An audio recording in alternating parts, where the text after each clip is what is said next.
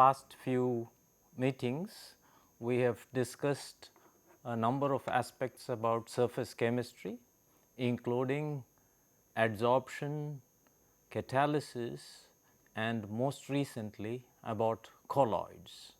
Today, what we intend to do is to wrap up our discussion on surface chemistry with a consideration of flocculation of colloids and also about surfactants and their use as detergents. So, that will form the focus of our discussion today.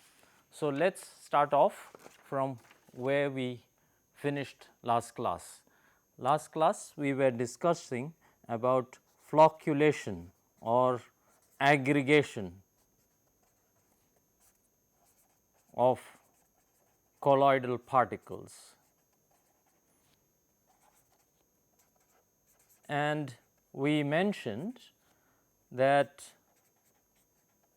if you consider, let us consider a colloidal particle of whatever shape it is. Here I am considering cuboidal shape, and imagine that I break this up into two particles of this type.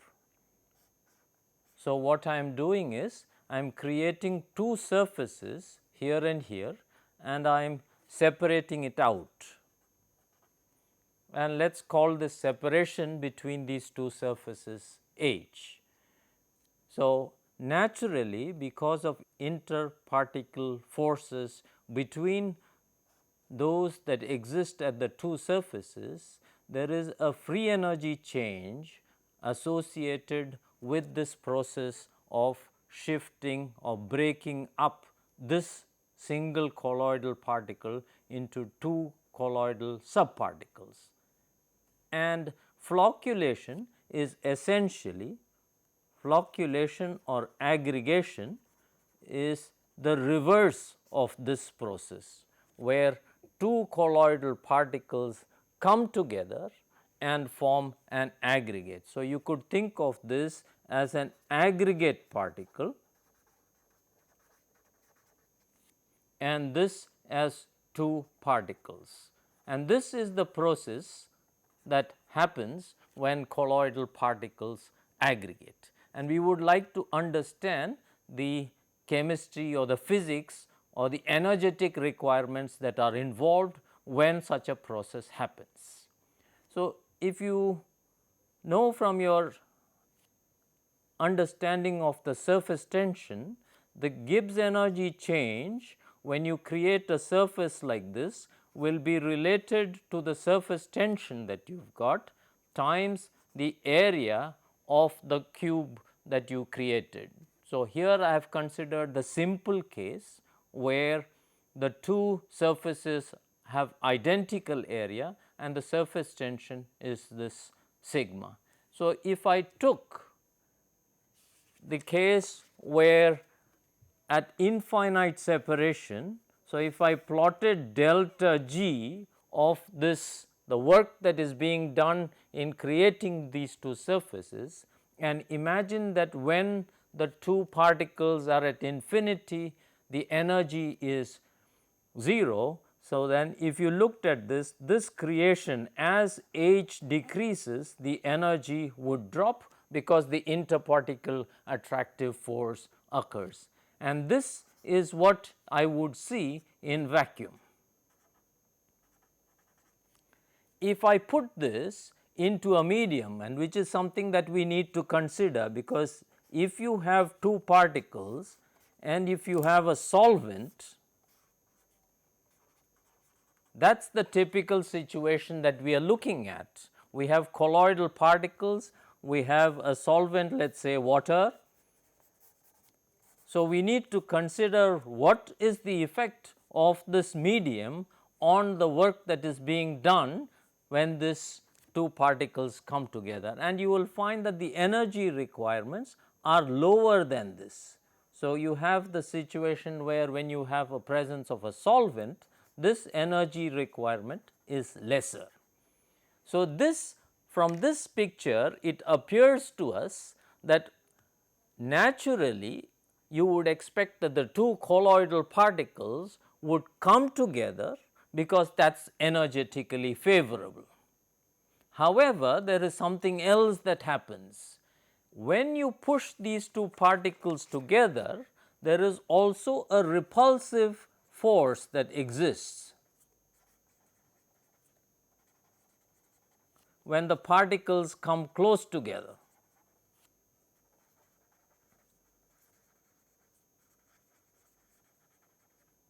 so this repulsive force, again as a result of what is called the bond repulsion, if you looked at this as a function of H, this energy of repulsion would go something like this. So, this is all for uncharged particles. So, what we have got is that the total energy that we have got is this delta G for this process, for this aggregation, is the sum of the delta G that we saw arising as a result of the surface area contribution, plus the Gibbs energy change that arises as a result of the repulsion. And we have got the delta G, one is this attractive force, that is from the surface area contribution, and then we have a repulsion which goes like this. And the aggregation Gibbs energy is going to be given by the sum of these two quantities.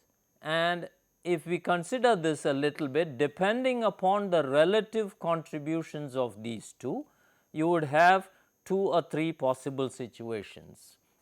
One situation is when you add these two, you will have a minimum like this, where because of the attractive contribution being larger than the repulsive contribution, you have a potential well, which means that the Gibbs energy is a minimum.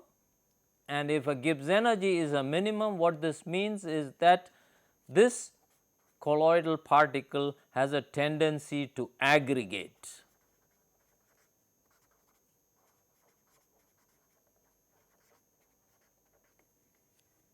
On the other hand, if the repulsive potential is larger than the attractive potential, if the repulsive potential is larger than the attractive potential, then you will not see a minimum and you will see it essentially go up like this. And the third possibility is where there is an interplay of these two things, and you will see a small dip and a rise, and you will have an energy barrier, and then it goes into a minimum like this. So, there are 3 possibilities, and any time you have this energy barrier where there is a good interplay of the repulsion and the attraction, that will give you a barrier towards aggregation, and that is the situation that we would like to see, because then you have colloidal particles that are stable. So, this is the situation in general that we have got. But what we have already come across, if you looked at silver iodide for example, when we made silver iodide, we said that depending upon whether you have Ki in excess or AgNO3 in excess, you will either have silver iodide colloidal particles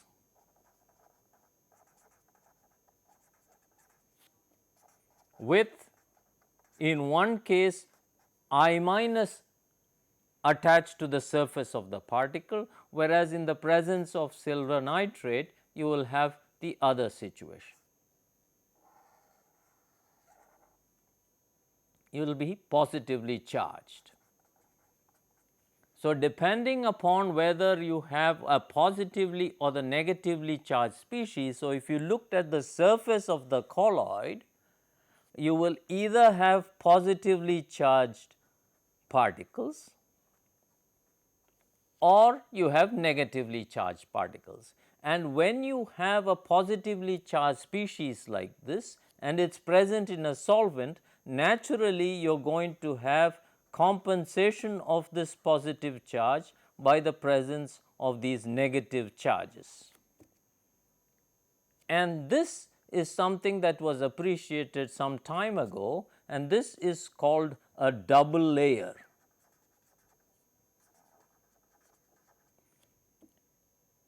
And in the extreme case, you can think of this double layer essentially as two flat portions where one is a positively charged and the other is negatively charged. So, it looks similar to a capacitor.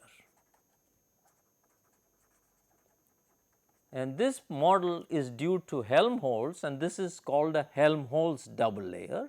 But nowadays it is appreciated that you do not have these things which are fixed. So, you will have what is called a diffuse double layer, and it is not hard to understand what this diffuse double layer is. What this diffuse double layer is if you have some positive charge like this, and that is fixed because that is fixed by the particles. On the other side, you do not have negatives all over the place. Because of diffusion of the solvent, you are going to see that it is not all negatively charged. There is also some positive charge because the ionic species will diffuse, and then across this you will see a diffusion. And this, as you go out, if you are in the bulk, then there is equal amount of positive and negative charges. So, if you plotted the potential that is formed in this double layer as a function of the distance that you have got here, it looks something like this.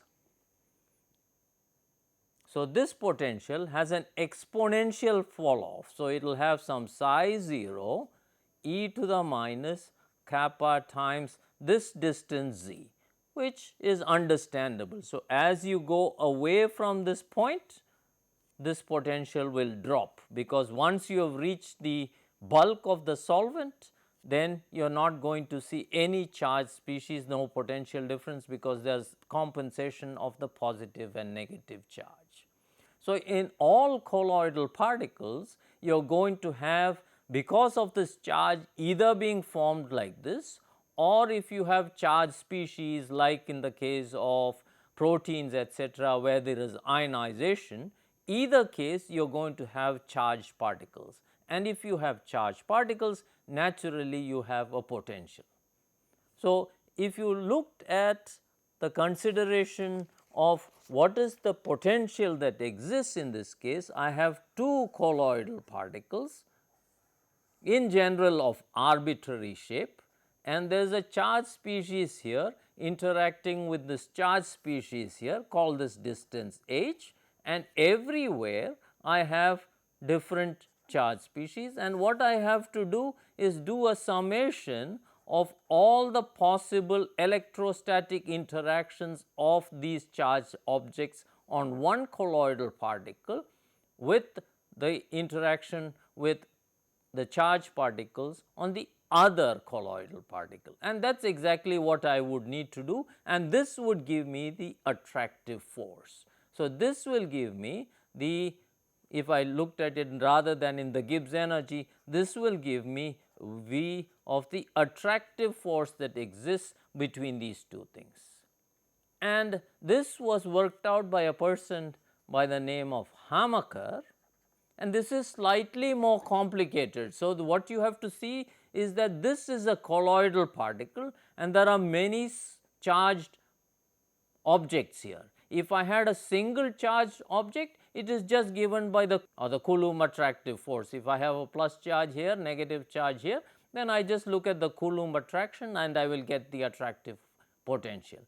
On the other hand, if I looked at a colloidal particle here, then what I have got is I have charges all across the colloidal particle. Similarly, I have charged objects on the second colloidal particle, and I have to take this interaction between each charged particle pairwise and then sum this, which was done by Hamaker. And in the limit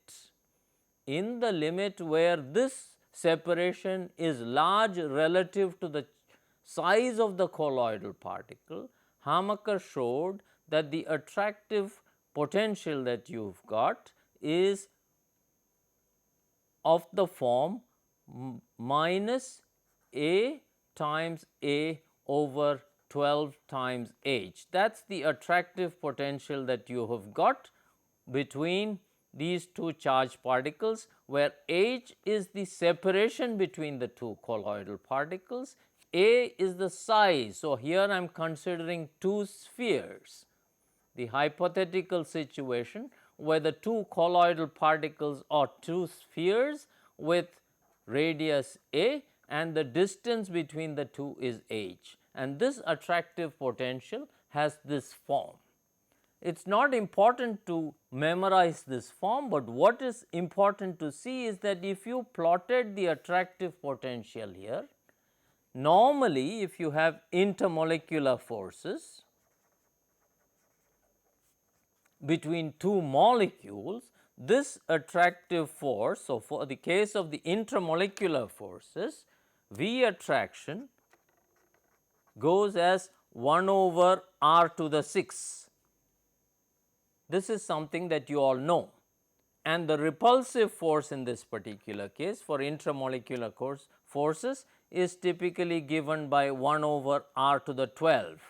So, this is the attractive force and this is the repulsive force, where you have two point charges on two molecules. So, this is the kind of thing that we have come across, and the sum of these two gives you what is called the Lennard-Jones potential. A over r to the 6 minus B over r to the 12 will give you something which looks like this. But here what you see is, because now you have not microscopic particles, but these are colloidal particles which have much larger size relative to the molecules, and you have charges all around it. What you are now finding is this attractive potential now is of the form 1 over r, and 1 over r means that this is a long range force. This is much longer than the 1 over r to the 6 here. So, this is 1 over r when you have colloidal particles.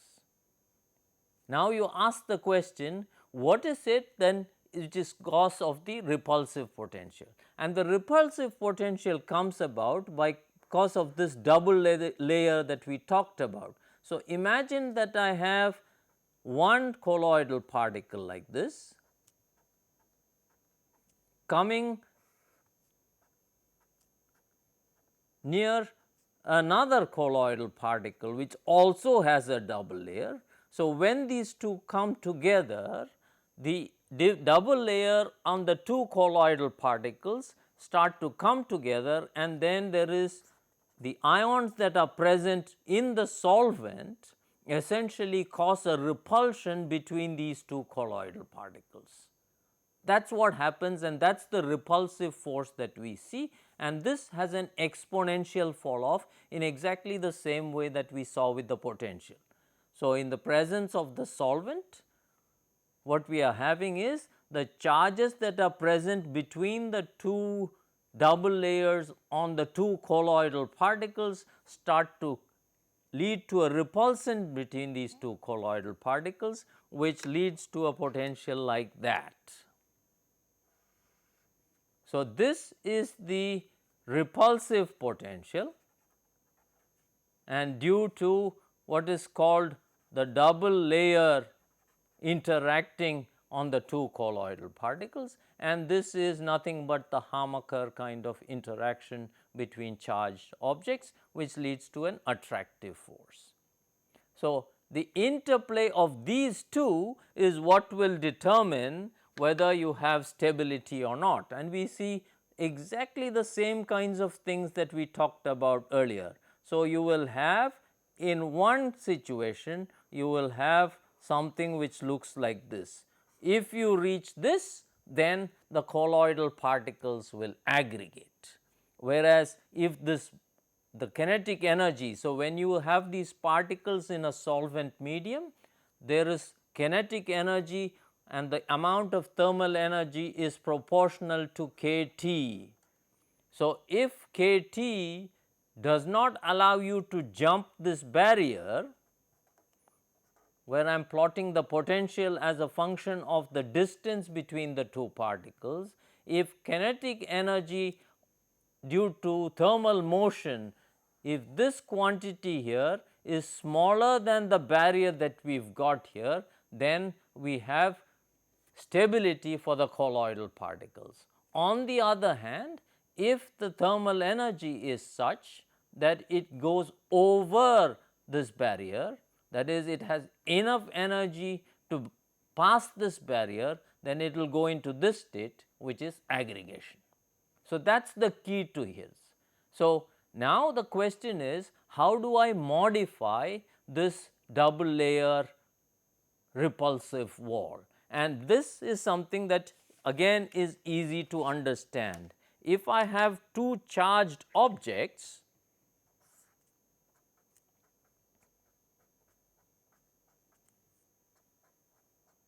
and we are plotting this potential as a function of the distance away from this surface, we said that it has this form.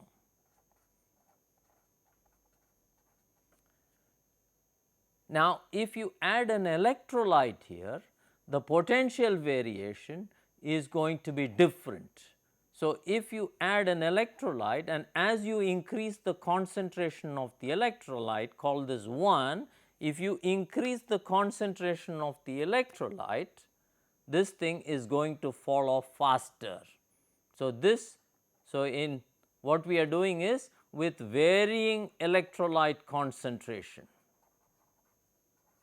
we are looking at the potential of the double layer as you go away from the surface of this colloidal particle. And what we are saying is, when the electrolyte concentration in 2 is greater than the electrolyte concentration in 1. So, when the electrolyte concentration is higher, the potential starts to drop, and if the potential starts to drop, then what happens is, in your V as a function of H, you are not going to see that barrier and it is going to go like this, which means that it would aggregate. If this were right, what we expect to see is that as you increase the concentration of the electrolyte, colloids would tend to aggregate, and this is something that you can find in this particular table. So, here is a table which gives you the concentration of the added electrolyte required for what is called coagulation, which is nothing but flocculation. And I have two different sols. I have a negatively charged silver iodide sol and I have a positively charged alumina sol, and I have listed various electrolytes and the concentration of each of these electrolytes required for coagulation of these two sols. And if you look at it, there are 3 sets in each of these two categories. In the first category, I have singly charged cation and anion, that is lithium nitrate, sodium nitrate and potassium nitrate, all monocharged. In this case, I have positively charged metal species and a mono charged anionic species, and you will find that as you went from here to here, pay careful attention to this. You look at the amount of the electrolyte required when you have singly charged species. This is of the order of 150 millimoles per decimeter cube. When you went to the di-charged species, you require almost 1/100th of what was required here for this to coagulate. And if you went, what do you expect if you go to the next one where I have triply charged positive ions? and what you find is that it drops even further. Within this, you will notice in each of these cases, you notice that there is not much difference. So, whether it is lithium, sodium or potassium, it is hardly any difference. No worthwhile difference is seen with changing of this ion, the positive ion here. So, it appears that as you change this, you are going to increase. So, when you went from singly charged ion to doubly charged ion to the triply charged ion, the concentration of the electrolyte that was required decreases as you went down like this, and the same is the case with the positively charged salt. Here again the anions may be different, but you find the same sort of trend. Ignore these small differences here, these are not significant. There are differences and that is natural to happen. Those are details that we are not worried about, but look at when you went from the singly charged to this and from here to here, that is a significant difference. And so, what we are saying is, as the charge on the ion increases, then you are going to see, in this case you are looking at the monoanion, right. So, because you have a positively charged species, you are looking at the mono charge. The monoanion is less effective in coagulation compared to the dianion to the trianion, whereas here the monocation is less efficient than the dication as opposed to the trication.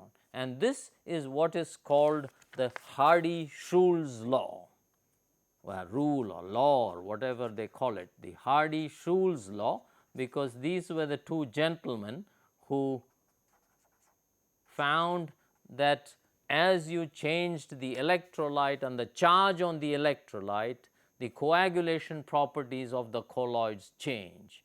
As you increase the charge, the efficiency of coagulation increases.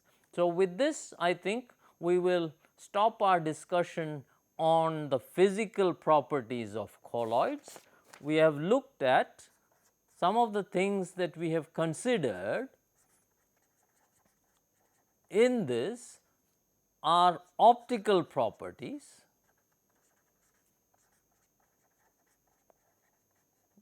where we looked at the Tyndall effect,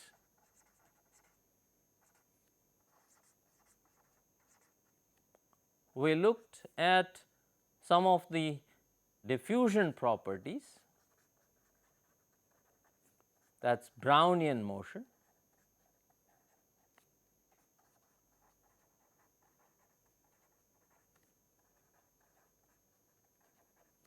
and finally we looked at the coagulation behavior of these colloidal particles. And in the rest of the time, what we will look at is an important application of surface chemistry, probably one of the most important applications of surface chemistry, and that is to surfactants. Surfactants are probably one of the biggest applications of surface chemistry, and you would have seen this in soaps and detergents. They are surface active agents or surfactants, and this is something where surface activity and surface chemistry is relevant in everyday life. And we will look at some of the properties of surfactants and how they work in the rest of the time for today. Okay. To begin with, let us give an example of what a surfactant is. A surfactant is a molecule, it is a short form of a surface active agent.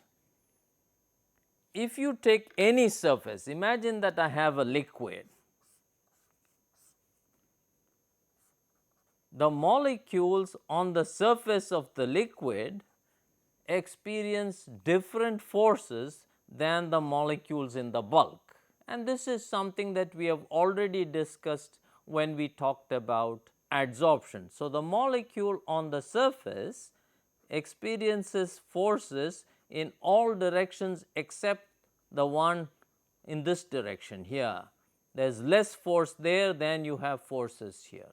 So, in general, the molecules on the surface like to move from the surface to the bulk.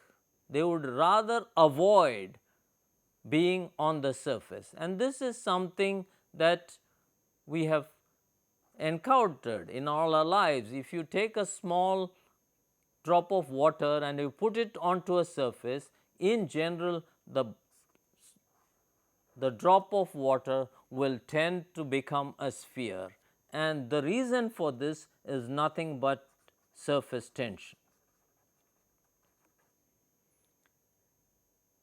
And any time you create a surface, you have to do work on it, and the surface tension is a measure of the work that you do to increase the area of a surface by 1 square centimeter or 1 square meter, depending upon what the units you use.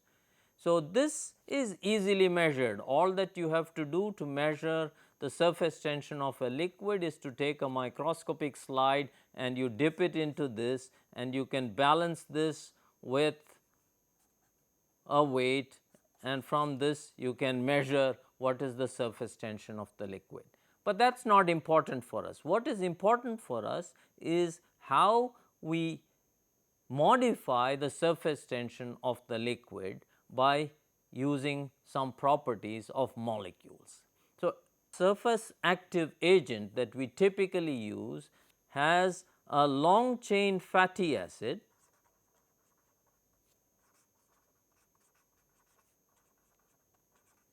with a polar head group.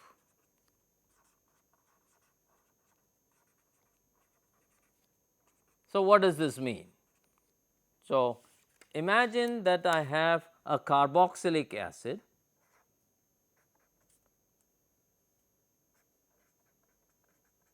of this form.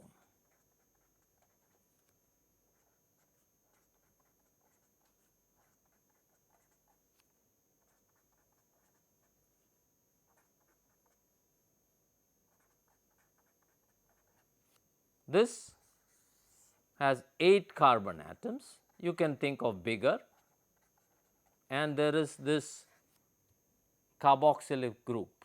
If I now put this in sodium hydroxide, I will form a charged species like this.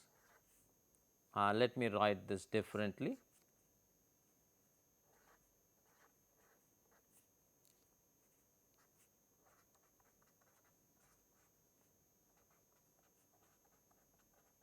Or to put it schematically, and you will have a sodium plus here.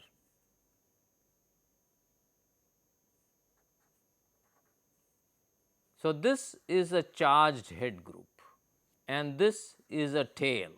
So, I can represent this schematically as a charged head group like this with a tail like this.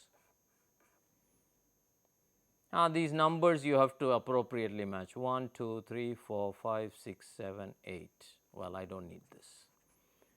So, I have an 8 carbon fatty acid chain and a head group, and this is charged.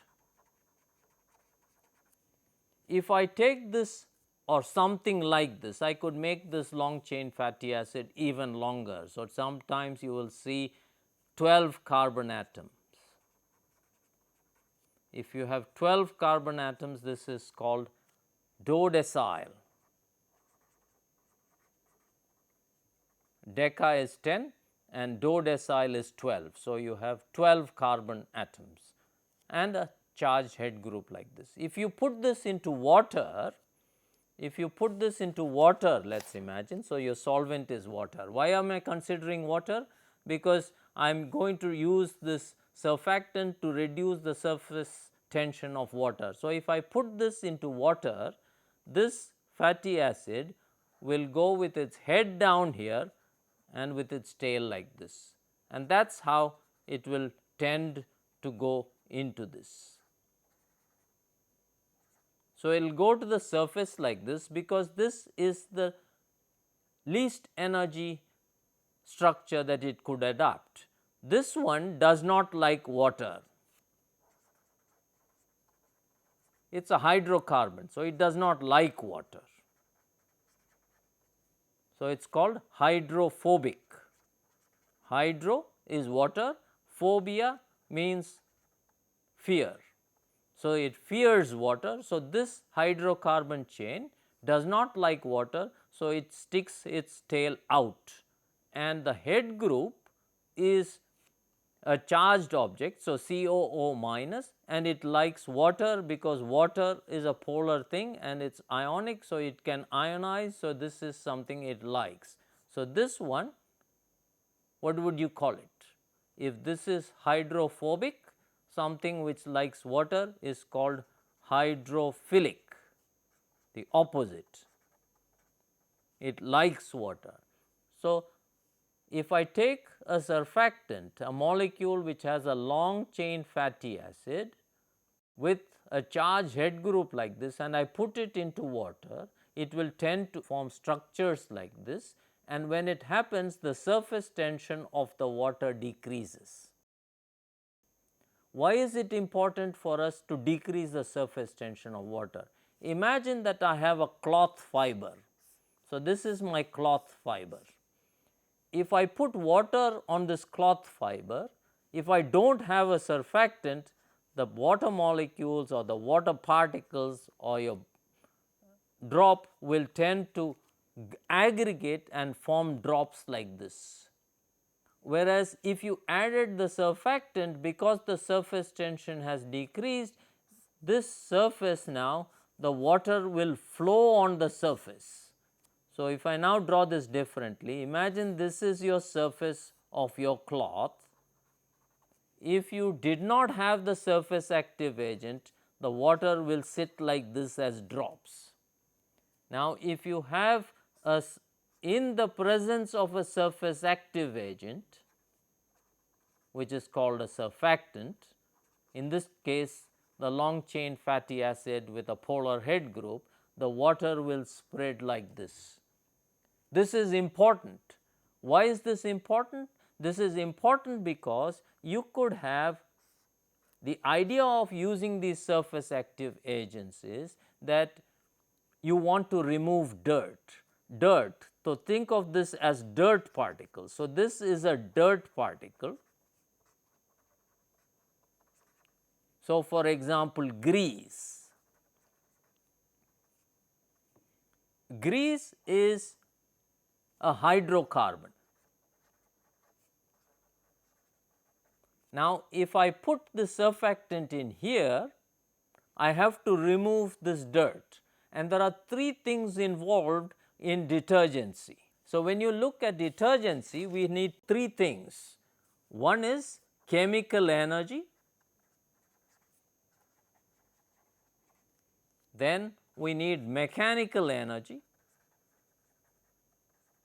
and we need, especially if you are in a cold climate, in winter you also need thermal energy, because very often you need to heat the water before you can get it off. So, these are three things that you require, and what we are trying to do is to try to do this most efficiently. So, minimize the amount of chemical energy, which is the surfactant, minimize the amount of mechanical energy. Just adding surfactant is not enough.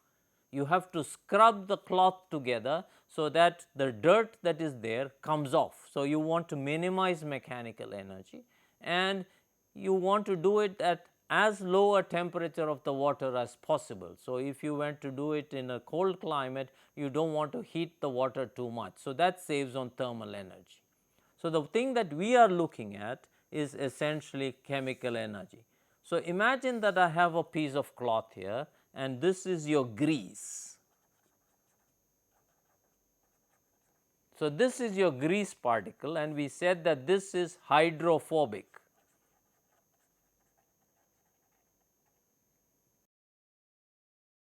So, you did something where your shirt got stained, for example, and you would like to get this off.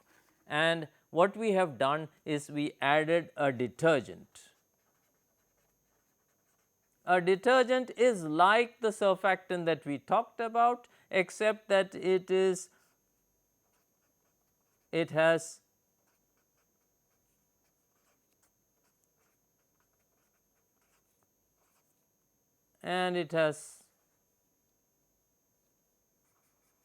when you hydrolyze this, you take this is a triglyceride it is called,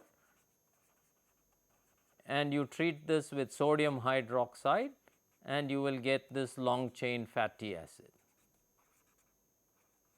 This is how soaps are made. You take a triglyceride, let us imagine palmolive oil, coconut oil, whatever, which you have this triglyceride, and when you add sodium hydroxide, this part gets cleaved. This part gets cleaved and you will get, oh not wrong here, this part gets cleaved and you will get CH2OH, you will get glycerol and you will get a long chain fatty acid, it is sodium salt. Okay. So, we have this sodium salt and we put it in here. So, we will represent it. So, we are putting this in water. So, if you take this group and you put it into water, initially it will go like this, as we talked about. Now, as you increase the concentration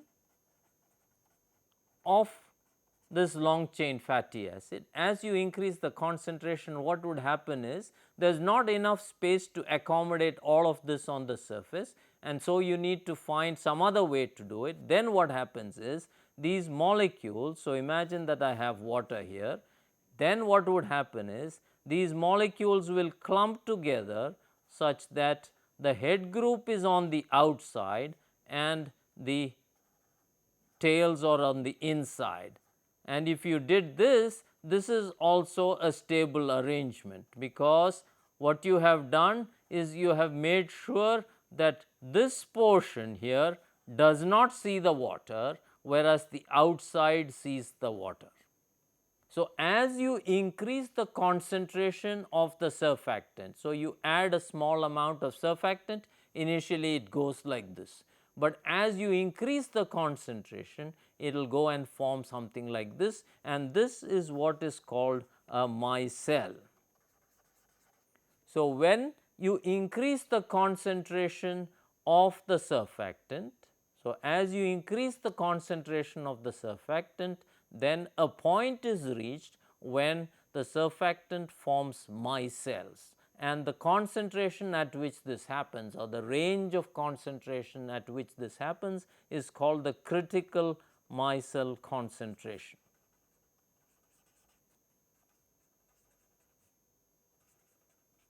or CMC for short.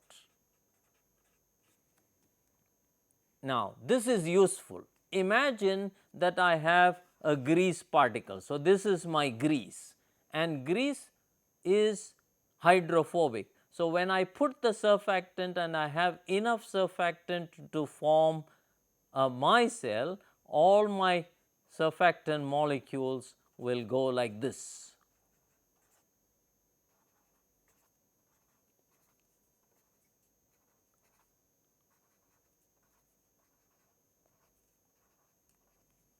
So, the micelle has gobbled up the grease particle. This grease and the hydrophobic chain have the same kind of interaction, they like each other. This does not like water, hydrophobic does not like water, but it likes the grease. So, it has taken the grease into it, whereas the hydrophilic head group likes water. So, what has happened effectively is that the micelle which the surfactant makes has gobbled up the grease and it has formed a clump, and you have the hydrophilic head groups sticking out in the water. So, this is sticking out into the water. So, this interaction between the water and the head group is favorable. This interaction between the hydrophobic chain and the grease is also favorable, and this is all, the grease is sticking to your fabric. Now, once this is there, you can remove the grease particle with the surfactant micelle by mechanical. So, that is where the mechanical energy comes in, because just engulfing the grease particle into the micelle is not enough. You need to then scrub it to remove this, and that is how this detergency works. So, there are various interactions that are involved. So, if you thought about this, if this is your surface, so this is your fabric, the fabric is, call it solid, then if you put water here, there is an interaction between the solid and the liquid. So, there is an interface between the solid and the liquid. If you have grease here, then there is an interaction between, so this is grease, so there is an oil solid interface. So, between the solid and the oil, that is grease I call as oil, and there is an interface between the oil and the liquid, this one here. So, there are three kinds of interaction: the solid liquid interface, the solid grease interface, and then there is the oil liquid interface, and it is an interplay of the surface tension of these three interfaces which lead to this surfactant acting as a detergent. So, with this I think we will conclude our discussion on surface chemistry, and like we said, concluding, I will just summarize what we have learnt. We said the surface chemistry that we have discussed has primarily focused on three things. We focused on adsorption,